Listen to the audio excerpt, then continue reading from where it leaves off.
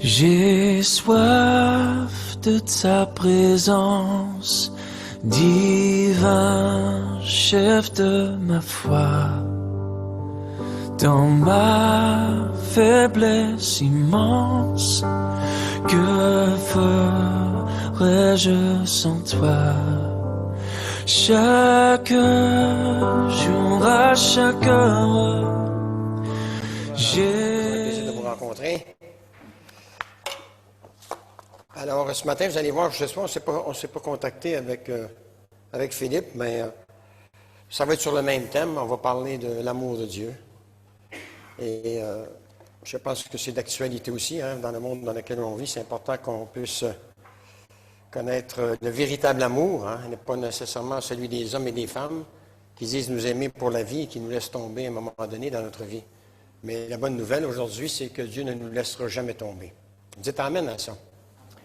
Alors, pendant une grande partie, je vais vous parler de David. David qui, pendant une grande partie de sa vie, est passé par toutes sortes d'épreuves. Le roi Saül, on sait que le roi Saül avait mis sa tête à prix, il l'avait poursuivi sans relâche, à un point tel que David fut forcé de dormir dans les cavernes, dans les tanières d'animaux et dans les champs. Et il va dire ceci pendant la période noire de sa vie. Dans ma détresse, psaume 18,7, dans ma détresse, j'ai appelé le Seigneur, j'ai crié au secours vers mon Dieu. De son temple, il a entendu ma voix et il avait voulu écouter mon cri. Même lorsqu'il était entouré de ses ennemis, David était capable de dire, du haut du ciel, verset 17, du haut du ciel, Dieu étendit sa main et me saisit. Il m'arracha au danger qui me submergeait. Il me délivra de mes puissants ennemis, de mes adversaires trop forts pour moi, qui m'avaient surpris au jour de ma détresse. Mais voilà la bonne nouvelle, l'Éternel fut mon appui. Il m'a libéré, verset 20, il m'a sauvé parce qu'il m'aime. Et ce matin, j'espère que tous ceux et celles qui sont ici ce matin, vous avez la certitude, pas dans votre cerveau, mais dans votre cœur, que Dieu vous aime et que Dieu ne vous laissera jamais tomber. Et parce qu'il m'aime et parce qu'il vous aime, il promet, tout comme il a fait pour David, dans Isaïe 43, verset 2, que si vous traversez des eaux tumultueuses, il sera avec vous et les fleuves ne vous submergeront point. Parce que, dit-il, je t'ai racheté, je t'ai libéré. C'est-à-dire, qu'est-ce que ça veut dire? Je t'ai racheté, je t'ai libéré, maintenant tu m'appartiens. Je t'ai tiré des mains d'un autre, de l'ennemi, de ton ennemi qui voulait te faire tomber, qui voulait te faire périr. Il prend en main ma cause. L'Esprit du Seigneur révéla, Isaïe 43, 1, l'Esprit du Seigneur révéla une vérité capitale à David qui a été la clé de sa délivrance. Et ce qu'il a révélé à David qui va changer sa vie, c'est Dieu qui va lui révéler qu'il l'aimait et qu'il était quelqu'un de précieux à ses yeux, bien-aimés. Nous sommes précieux aux yeux de Dieu. Nous sommes le summum de sa création, bien-aimés. Nous aimons les animaux, ils sont gentils, ainsi de suite. L'animal, il a un corps, il a une âme, mais il n'a pas d'esprit. Nous sommes faits de corps, âme et esprit, c'est-à-dire que seuls l'homme et la femme peuvent entrer en communion avec le Seigneur, peuvent prier prier le Seigneur, lui faire connaître ses besoins. Et malheureusement, nous sommes les seuls dans toute la création. Je parle pas des anges, mais je parle sur la terre. Nous sommes les seuls sur la terre qui peuvent avoir cette communion avec le Seigneur. Voilà. Ésaïe 43, 4, c'est que tu as du prix à mes yeux, tu comptes beaucoup pour moi et je t'aime.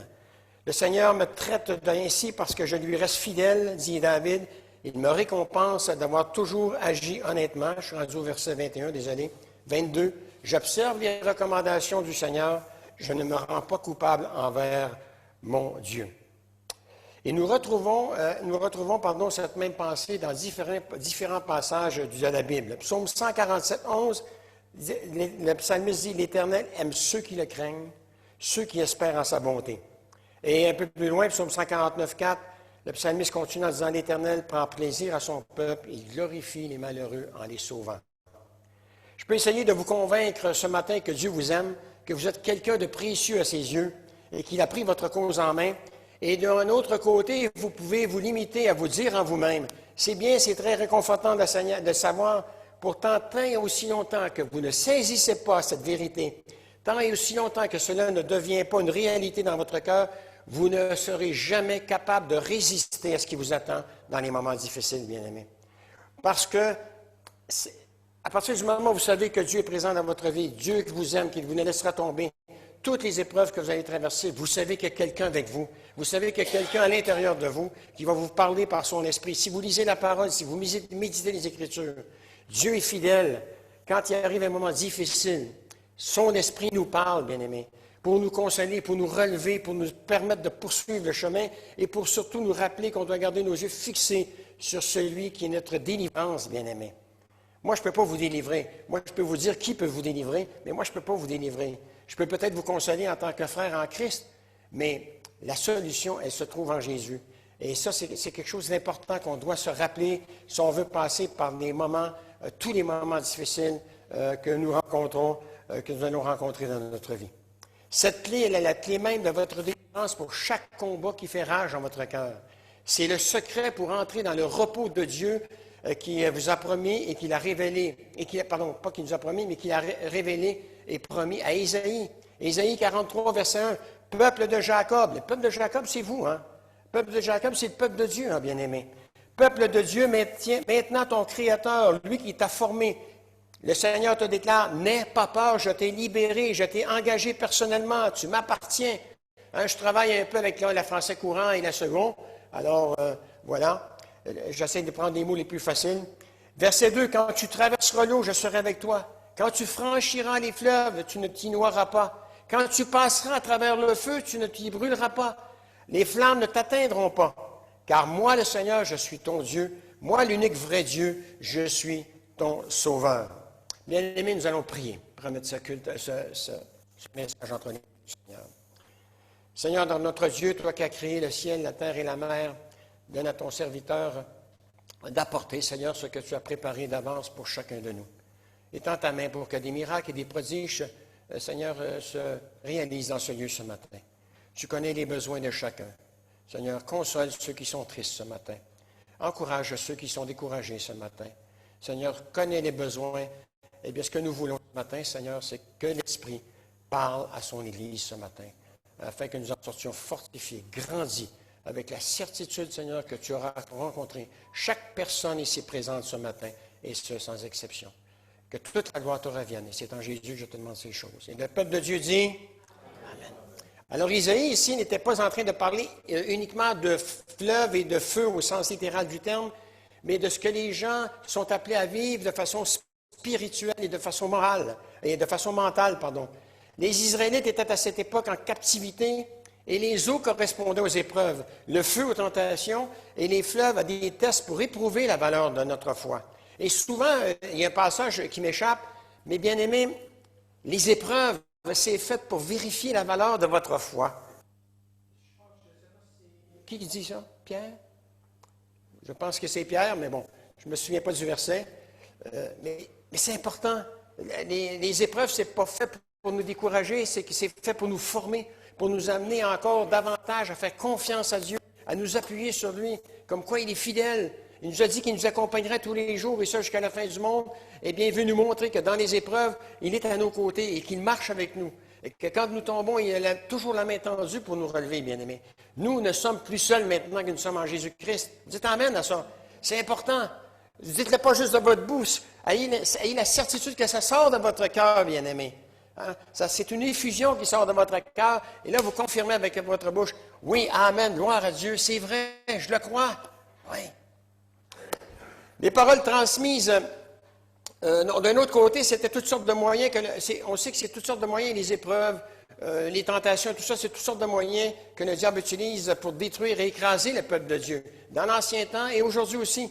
Il va leur rappeler ceci, le Seigneur. « N'aie pas peur, je suis avec toi. » Et au verset 5, dans Isaïe 43, il dit « Je combattrai pour toi et avec toi. » Bien-aimés, les paroles transmises à Isaïe manifestent la bonté, manifestent la grâce et la compassion infinie de Dieu envers son peuple qui était malgré tout en captivité à cause de sa propre stupidité et de sa folie, et qui ne méritait rien de la part de Dieu.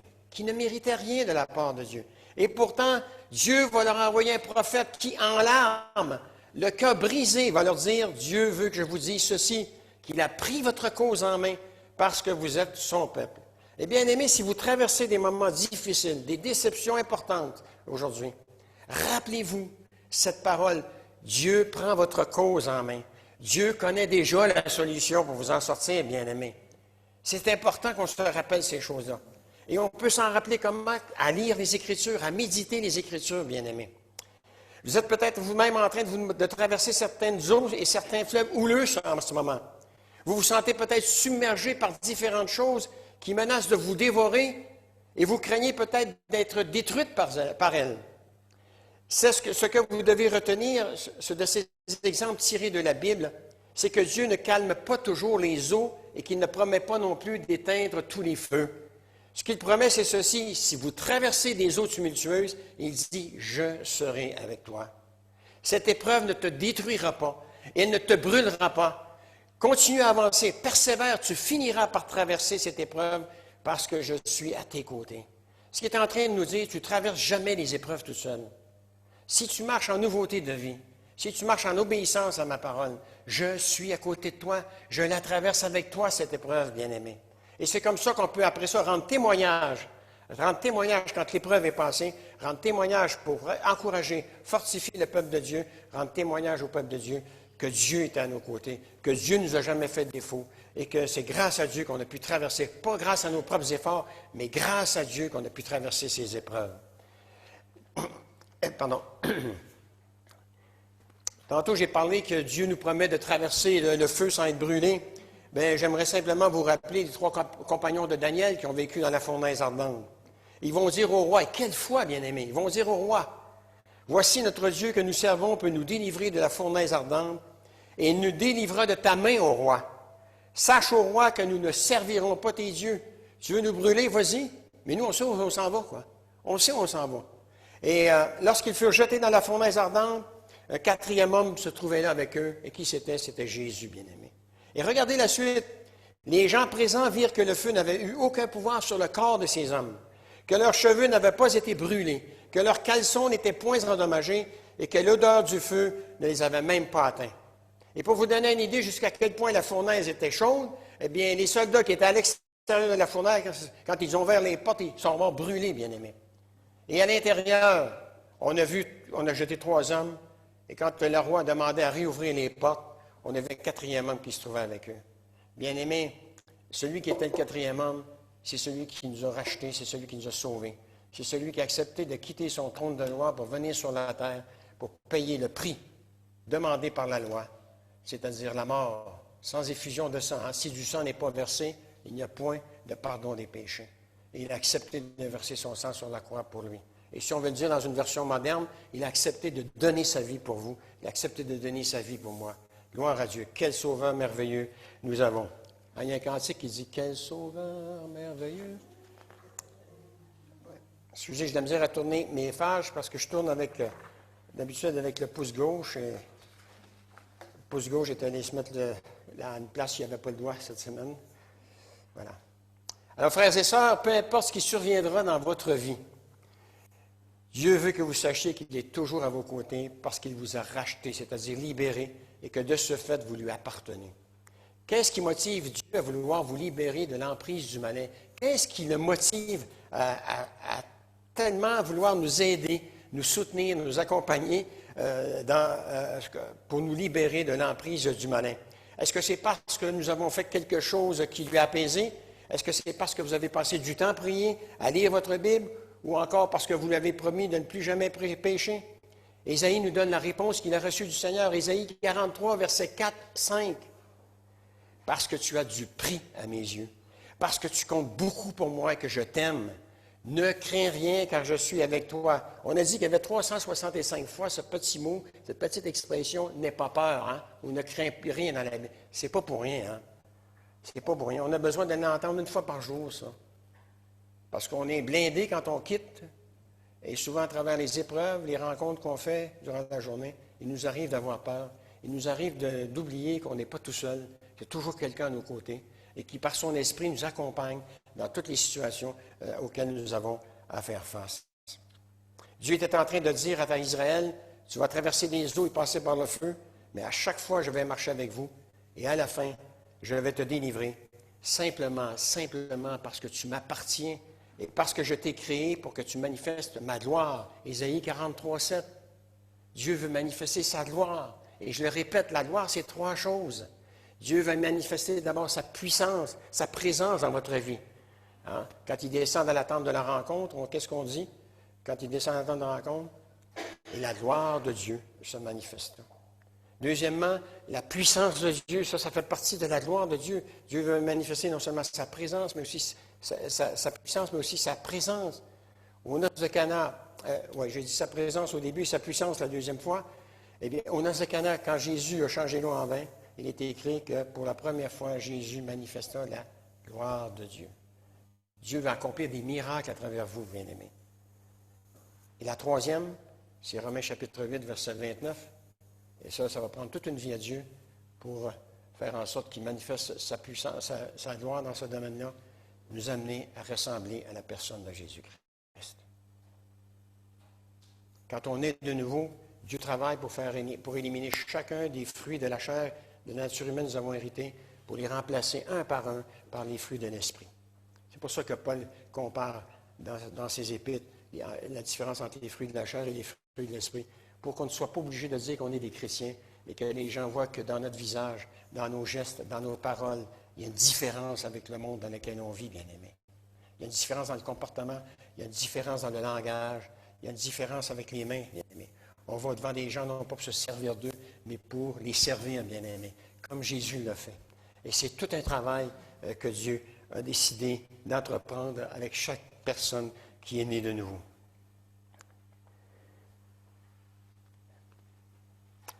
Et cette promesse de manifester sa gloire, Dieu ne l'a pas fait en fonction des œuvres que nous accomplissons dans nos vies, mais simplement par pure grâce. Car même si vous vivez pendant 500 ans, vous ne vivrez jamais assez longtemps pour plaire à Dieu à travers vos œuvres. Il est bon de se rappeler qu'il n'y a rien que nous puissions faire par nous-mêmes qui puisse effacer un seul de nos péchés devant Dieu. Peu importe ce que vous faites pour essayer de vous purifier, si vous ne croyez pas en Jésus-Christ pour être sauvé, toute votre justice ressemble à un vêtement souillé aux yeux de Dieu. C'est moi qui suis l'Éternel et à part moi, il n'y a point de sauveur, dit-il à Isaïe au verset 11. Tous vos péchés, bien-aimés, ont été supprimés à la croix et celui qui est sauvé, c'est celui qui s'est repenti, qui a placé sa confiance dans ce que Jésus a fait pour lui sur cette croix. Isaïe 53, 5 dit, « Il a été blessé pour nos péchés, brisé pour nos iniquités, et le châtiment qui nous donne la paix est tombé sur lui. C'est moi qui efface les transgressions, verset 25, Isaïe 43, 25, pour l'amour de moi, et je ne me souviendrai plus de tes péchés. » Et une autre version la traduit de la façon suivante, « Je prends sur moi de pardonner tes révoltes et de ne plus garder le souvenir de tes fautes. » Pas extraordinaire, ce que Dieu, à un moment donné, a des pertes de mémoire dans ce domaine-là. Ah, je suis content, moi. Je suis content parce qu'il ne me ramènera jamais ça devant moi. Et quand Dieu dit qu'il a oublié, ça veut dire qu'il ne nous ramènera jamais ça dans la figure. Vous imaginez si on n'avait pas une certitude que Dieu tient vraiment, c'est un Dieu qui tient ses promesses. Il nous promet dans sa parole le temps qu'on est sur la terre. Imaginez s'il nous promettait, il nous promettait sur la terre qu'il nous a pardonné nos péchés, qu'il a oublié nos péchés, et qu'on se présente devant nous au ciel et dit, oui, mais quand même, il y a quand même plusieurs, souvent tu as quand même commis les mêmes péchés. Hein. Alors, il y en a quelques-uns que je n'ai pas oubliés, ce serait épouvantable. Hein? Ce serait épouvantable. Hein? Combien il y en a qui disent, merci.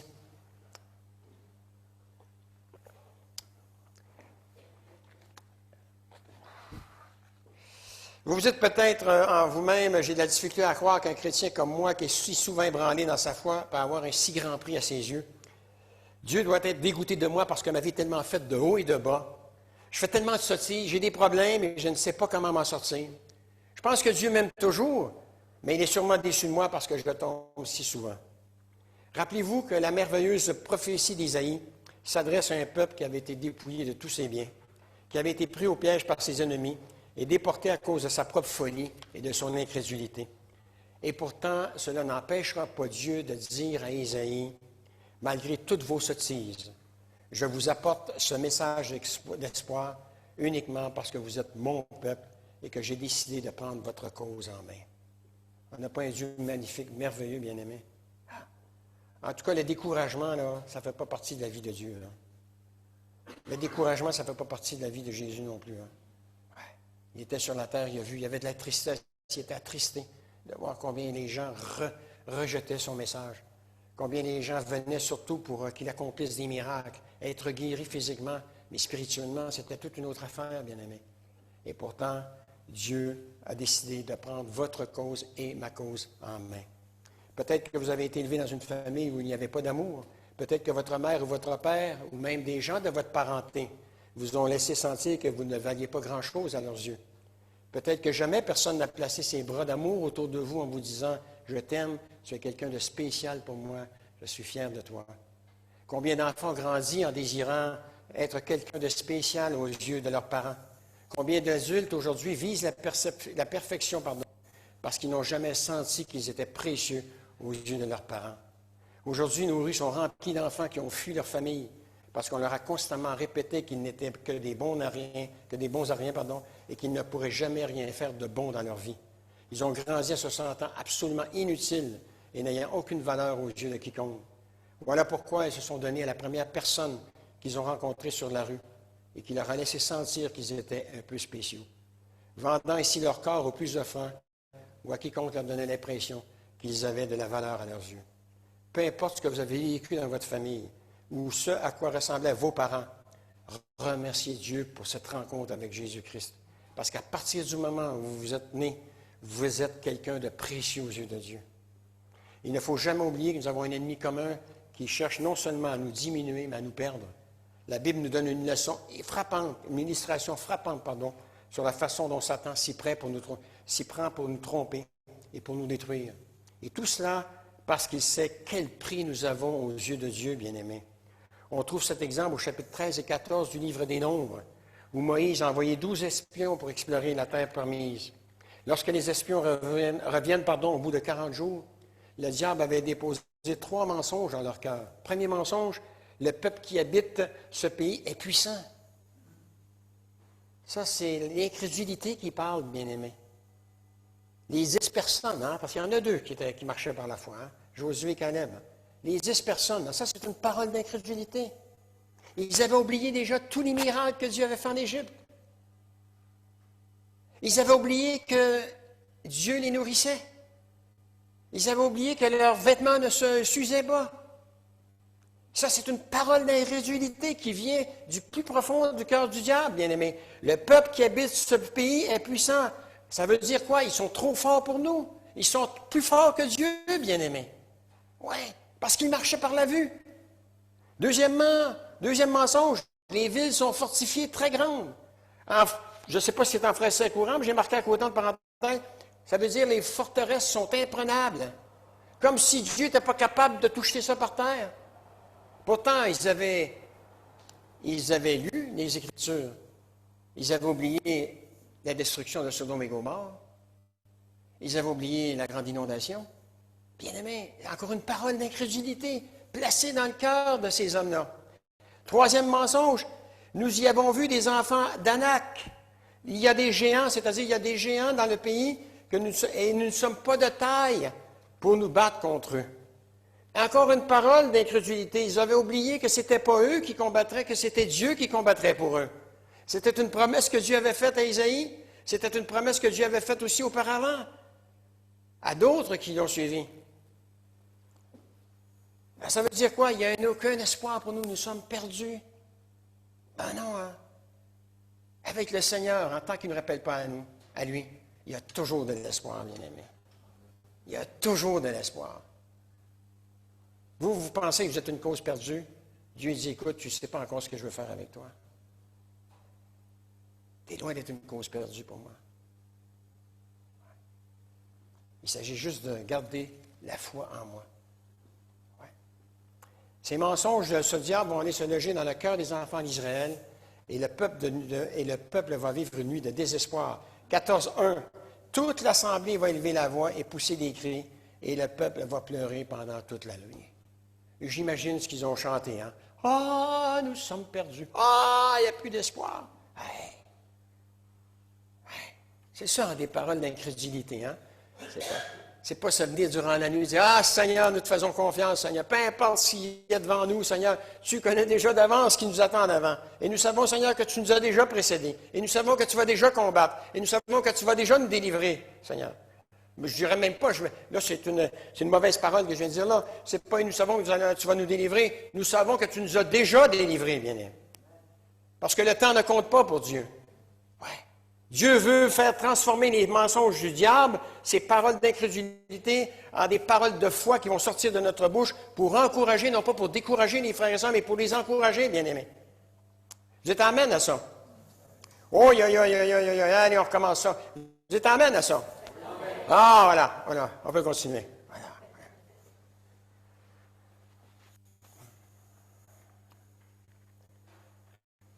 Pouvez-vous imaginer la scène, 2 millions de personnes en train de pleurer, de gémir et de se plaindre parce que le diable avait réussi à les amener à fixer leurs yeux uniquement sur leur faiblesse et leur incapacité. Vous est-il déjà arrivé de passer une nuit comme celle-ci, à gémir et à vous plaindre parce que vous avez laissé le diable déposer dans votre cœur des mensonges? Avez-vous déjà crié à Dieu en lui disant, je n'en peux plus, cette épreuve est de trop, il y a des forteresses en moi qui ne tomberont jamais, il est trop tard pour moi maintenant, je n'y arriverai jamais, j'ai perdu le combat. Je le répète, pour Dieu, il n'est jamais trop tard, bien-aimé. Il est trop tard quand vous êtes mort, mais avant la mort, il n'est jamais trop tard. Jamais, bien-aimé. Le diable déverse toujours ces 3 mêmes mensonges dans le cœur des membres du peuple de Dieu. Tes tentations sont trop nombreuses et trop fortes pour toi. Tes désirs sont trop accablants. Tu es trop faible pour résister à ce que tu vis. Oui, je n'ai pas à résister. Le Seigneur est avec moi, bien-aimé. C'est le Seigneur qui me délivre. Quand j'ai un problème, c'est d'aller rencontrer le Seigneur, c'est de lire sa parole le matin. Et par la grâce de Dieu, il nous donne ce que nous avons besoin pour nous encourager, pour nous fortifier et nous rappeler que c'est sur lui que nous devons compter tout au long de notre journée. Et on le garde ici, mais c'est surtout là qu'il faut avoir un beau sourire. Oui. Je connais un collègue policier, moi, qui souriait tout le temps quand il rentrait au poste de police. Et une journée, il a acheté 6 canettes de bière, il est allé s'asseoir sur le tapis à tombale de son père, puis il s'est tiré une balle dans la tête. Si, ça ne veut rien dire, ça. Ça ne veut rien dire. C'est ici, il faut que ça sourisse. Sourisse? Non, c'est pas bon, hein? C'est pas un mot français, sourisse? Merci. Merci. Voilà. C'est bien qu'il soit à ma droite, voyez-vous? Je suis... Alors, par exemple, Dieu dit ceci. C'est parce que les promesses de Dieu sont toujours valables encore aujourd'hui. 1 Corinthiens 10, 13, les tentations que vous avez, les tentations et les épreuves que vous avez connues ont toutes été de celles qui se présentent normalement aux hommes, normalement à tous. Dieu est fidèle à ses promesses, il ne permettra pas que vous soyez tentés au-delà de votre capacité de résistance, dit le texte biblique. Mais au moment où surviendra la tentation, ou au moment où surviendra l'épreuve, parce que c'est les mêmes mots grecs, il vous donnera la force de la supporter et aussi le moyen de vous en sortir. Alors, on n'a pas à s'énerver. La seule question qu'on peut se poser, c'est pourquoi, Seigneur, tu permets cette épreuve dans ma vie? Mais parce que je veux t'amener à ressembler à Jésus-Christ. Pourquoi, Seigneur, tu permets que j'aie cette tentation dans ma vie? Simplement parce que je veux t'amener à évaluer la grandeur de ta foi. Quelle est ta grandeur de foi en moi? Oui. Des fois, ça ne prend pas une grosse épreuve pour qu'il y en ait qui tombent. Hein? Mais où on a mis nos yeux? Pourquoi on est tombé? Parce qu'on n'avait pas les yeux sur celui dont on doit avoir les yeux, bien-aimés, c'est sur Jésus-Christ. Paul disait, eh bien, vous allez vous en sortir parce que si vous vous rappelez que c'est en lui que vous pouvez tout par celui qui vous fortifie. Et celui qui nous fortifie, c'est le Seigneur Jésus. Je suis certain que les Israélites ont réalisé, ils savaient qu'ils étaient un peuple spécial aux yeux de Dieu, lorsqu'il les a délivrés non seulement de l'esclavage des Égyptiens, mais lorsqu'il a ouvert la mer Rouge et qu'il les protégea de l'armée du Pharaon. Ils doivent s'être dit à ce moment-là, quel grand miracle Dieu a accompli en notre faveur. Il nous aime vraiment. Je suis persuadé que la plupart des chrétiens aujourd'hui se sont dit la même chose un jour concernant leur Sauveur et Seigneur Jésus-Christ. Quel Dieu merveilleux, il m'aime vraiment, il m'a sauvé de mes péchés et il m'a complètement délivré de l'esclavage dans lequel me retenaient mes péchés. Je dois être quelqu'un de spécial pour lui, pour qu'il accepte de mourir pour moi. Amen, bien-aimés. Vous êtes quelqu'un de spécial pour Dieu. Peut-être que pour le diable, vous ne valez rien, vous êtes un déchet de la société, mais pour Dieu, bien-aimé, vous êtes précieux aux yeux de Dieu. Précieux. Et ce n'est pas au niveau de votre quotient intellectuel, ça n'a rien à voir. Vous êtes précieux grâce à ce que Jésus a accompli sur la croix. Vous voyez le prix que vous valez aux yeux de Dieu, bien-aimé. Ouais. Dieu n'a pas sacrifié un taureau. Dieu n'a pas sacrifié un agneau. Oui, il a sacrifié l'agneau sans tache, celui qui venait d'en haut, pour nous amener à naître de nouveau et finalement reproduire finalement le caractère de Jésus-Christ. Pourquoi alors certains qui professaient être chrétiens dans le passé sont-ils arrivés en l'espace de quelques années à ressembler aux Israélites? Eh bien, tous les problèmes et les épreuves de la vie leur sont tombés dessus. Ils se sont dit, nous avons déjà été précieux aux yeux de Dieu pour qu'il nous sauve des griffes du Pharaon. Et maintenant, nous sommes en pâture à nos ennemis au point où nous ressemblons à des sauterelles par rapport à eux. Et là, je suis en train de vous citer, bien aimés, les paroles dans Nombre 14, exactement les paroles que les Israélites qui sont sortis de la bouche des Israélites.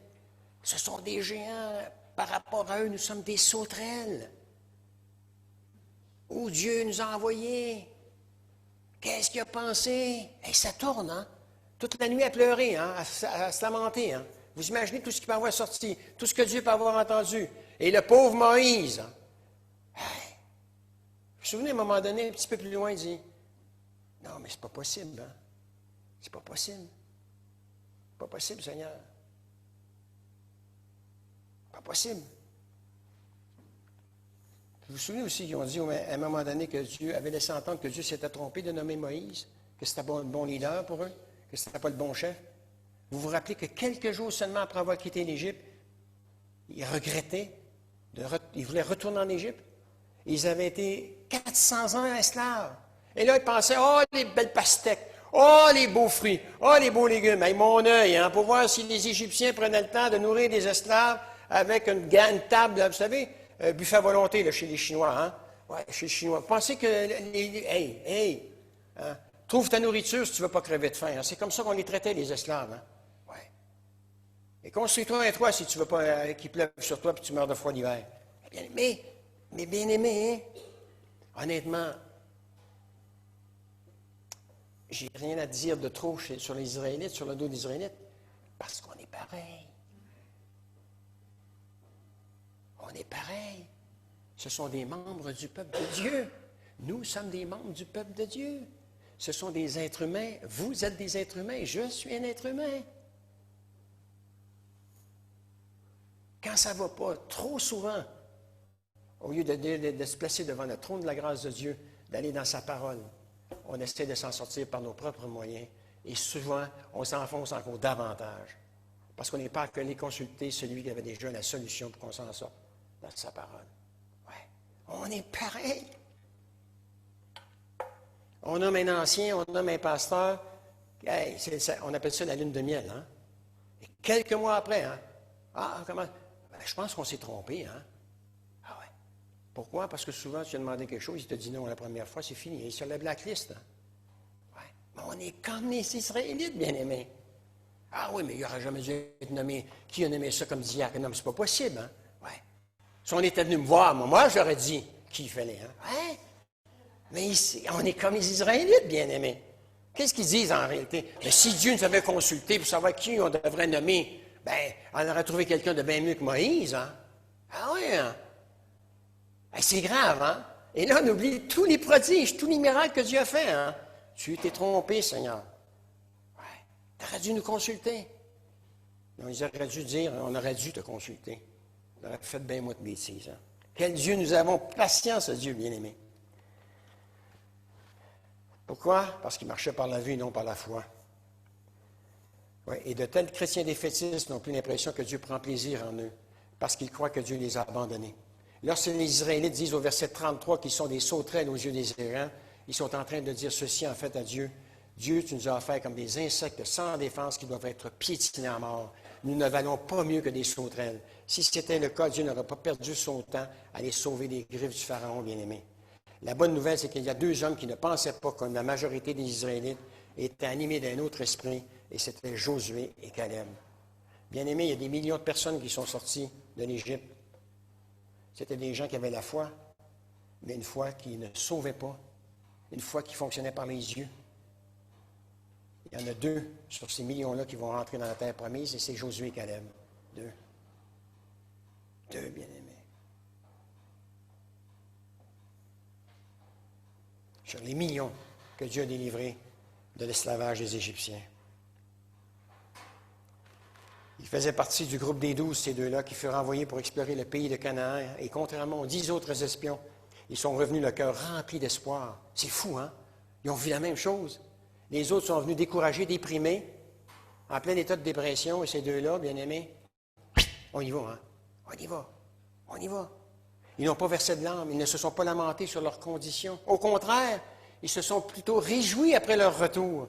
Ils avaient le cœur rempli de joie et ils avaient une vision rafraîchie de ce que Dieu leur avait promis. Connaissez-vous des chrétiens qui leur ressemblent, bien-aimés? Pourquoi, lorsque vous les rencontrez, ils sont toujours joyeux? Parce qu'ils ont appris à garder leurs yeux fixés sur le Seigneur, bien-aimés, sur les promesses de Dieu. Même si lorsqu'ils passent par des épreuves difficiles, ils se rappellent que Jésus a promis qu'il sera avec eux tous les jours, et ce, jusqu'à la fin du monde. Le chrétien qui a le cœur rempli de joie, la joie du salut, la joie de la résurrection, de l'espérance vivante que nous donne la résurrection. Le chrétien, il sait que Jésus est à ses côtés, il sait que ce que Jésus a promis, c'est la vérité. Il sait que s'il a dit qu'il ne le laisserait jamais tomber, il ne le laissera jamais tomber, bien-aimé. Vous dites amen à ça? Amen. Oh, ce côté ici, c'est mieux. Hein? Ce côté ici?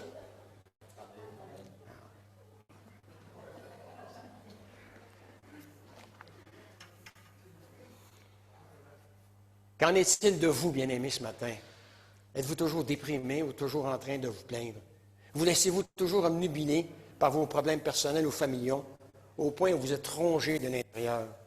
Chers amis, peu importe ce que vous vivez, vous êtes une personne de grand prix aux yeux de Dieu.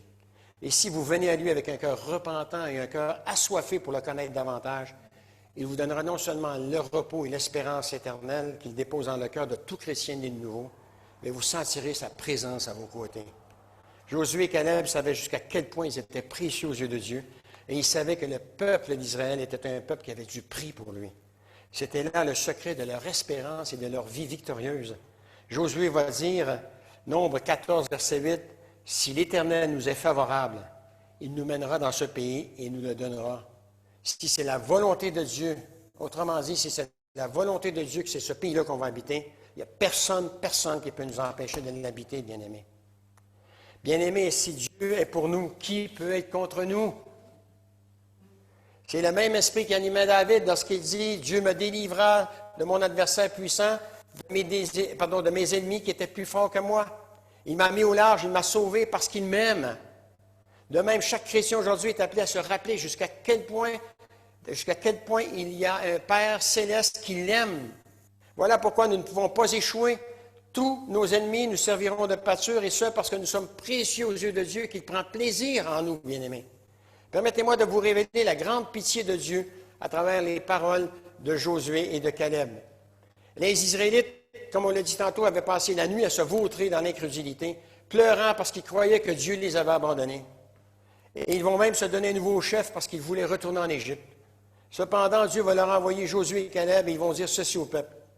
Chapitre 14, verset 9. « Ne soyez point rebelles contre l'Éternel et ne craignez point les gens de ce pays. » Ah, c'est extraordinaire. Regardez la suite. « Nous n'en ferons qu'une bouchée. »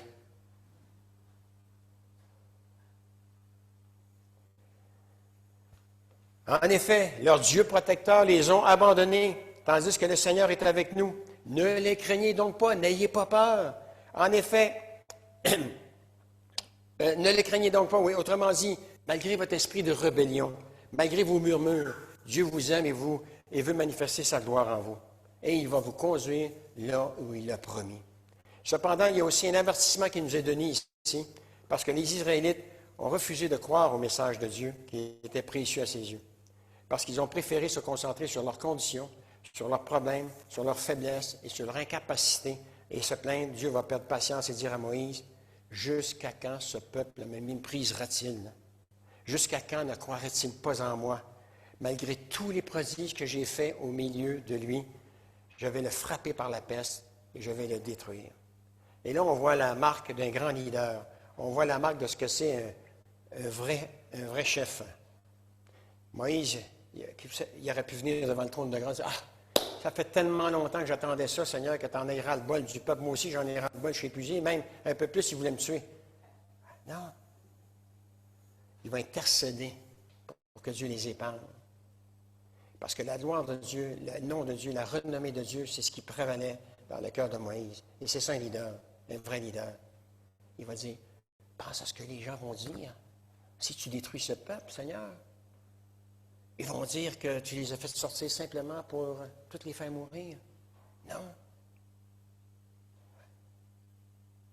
Ça, c'est un vrai leader. Ouais.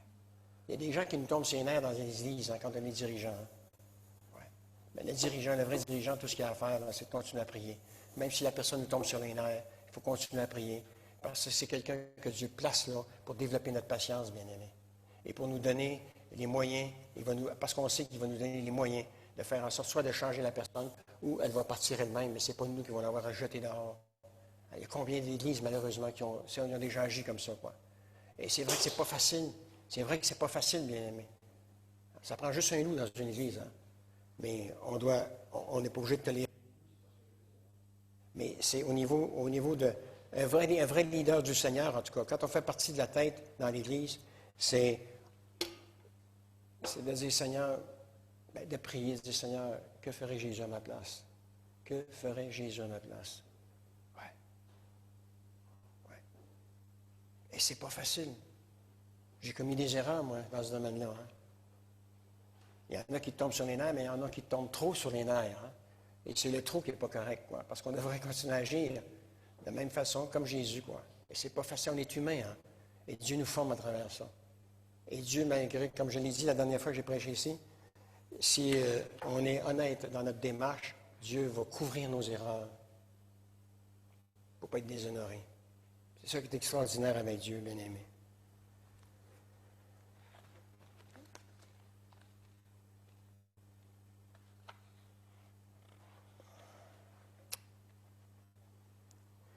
Dieu pardonna à Israël à cause de l'affection qu'il portait à Moïse et de l'intersection de Moïse auprès de Dieu, mais ils ne leur furent pas permis d'entrer dans la terre promise. Ils furent plutôt condamnés à vivre le restant de leur existence dans le désert, une existence constamment dominée par la crainte et des doutes destructeurs. Ils avaient perdu leur espérance, leur repos et la paix que Dieu donne dans le cœur de celui qui accepte et qui croit, jusqu'à quel point les enfants sont des êtres qui ont un grand prix pour lui. Les enfants de Dieu, bien sûr. Mes amis, en terminant, le seul temps où Dieu perd patience avec nous, c'est lorsque nous nous entêtons à ne pas reconnaître jusqu'à quel point nous sa parole dans nos combats de tous les jours. Combien de chrétiens aujourd'hui vivent et tournent en rond dans le désert de leur vie parce qu'ils le veulent bien. Ils n'ont aucune joie et ils ne remportent aucune victoire. Ils ne peuvent pas dire la joie qui vient du Seigneur sera votre force. On l'envoie dans Néhémie, chapitre 8, verset 10, et David, un peu plus loin dans le psaume que je vous ai lu tantôt, 18, dit la même chose. Ce qui faisait ma force, c'était la joie que je trouve dans le Seigneur. Lorsque vous les observez, vous avez l'impression que Dieu les a abandonnés depuis plusieurs années, ces pauvres Israélites. Pourtant, ce n'est pas le cas. Mais voilà, il les a plutôt livrés à leurs gémissements et à leurs murmures. Josué et Caleb sont entrés dans la terre promise en sachant non seulement jusqu'à quel point Dieu les aimait, mais combien ils étaient précieux aux yeux de Dieu, en se rappelant que Dieu tient toujours ses promesses. Vous aussi, vous êtes précieux aux yeux du Seigneur, bien-aimés. Peu importe les épreuves et les combats que vous vivez, vous pouvez avoir la certitude que Dieu vous accompagne en toutes choses, comme il l'a fait pour Josué, pour Caleb, pour David et pour Moïse et pour les autres. Puissions-nous apprendre à vivre en fonction des promesses qu'il a faites dans sa parole et nous rappeler cette promesse. Tu as du prix à mes yeux, tu es si précieux à mes yeux. Rappelle-toi que tu comptes beaucoup pour moi et que je t'aime. Ne crains rien, car je suis avec toi. Dites Amen à ça. Amen. Alors, juste avant, pendant que notre frère ajuste, je vais simplement vous donner la parole de bénédiction. Et après ça, on se quitte après le cantique. Allez dans la paix et dans la joie du Seigneur. Que le Seigneur vous bénisse tout au long de cette semaine, qu'il puisse vous fortifier dans votre foi et dans la connaissance de la personne de Jésus-Christ. Chantons ce cantique.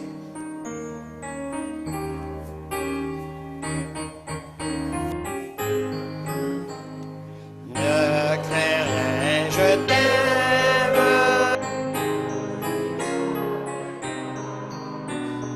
Promets promesse suprême qui soutient ma foi. La sombre vallée n'a plus de terreur, l'âme consolée, je marche avec mon Sauveur.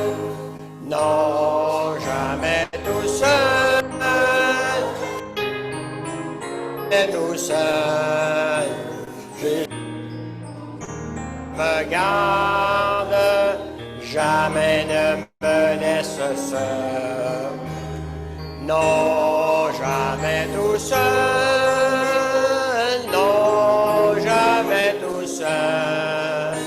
Jésus, mon Sauveur, me garde, je ne suis jamais tout seul.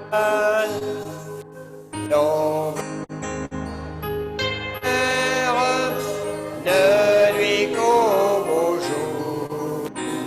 Jésus, ma lumière, mais quand je perds de vue l'astre à travers la nuit, Jésus me montre les cieux. Non, jamais tout seul, non, jamais tout seul. Jésus, mon Sauveur, me garde, jamais ne me laisse seul. Non, jamais tout seul, non, jamais tout seul. Jésus, mon Sauveur, me garde, je ne suis jamais tout seul. Les dangers accourent, subtils inconnus, de près il m'entoure, plus près Jésus, qui dans le voyage me redit c'est moi. Ne crains rien, courage, je suis toujours avec toi. Non, jamais tout seul, non, jamais tout seul. Jésus, mon Sauveur, me garde, jamais ne me laisse seul. Non, jamais tout seul, non, jamais tout seul. Jésus, mon Sauveur, me garde, je ne suis jamais tout seul. Sous la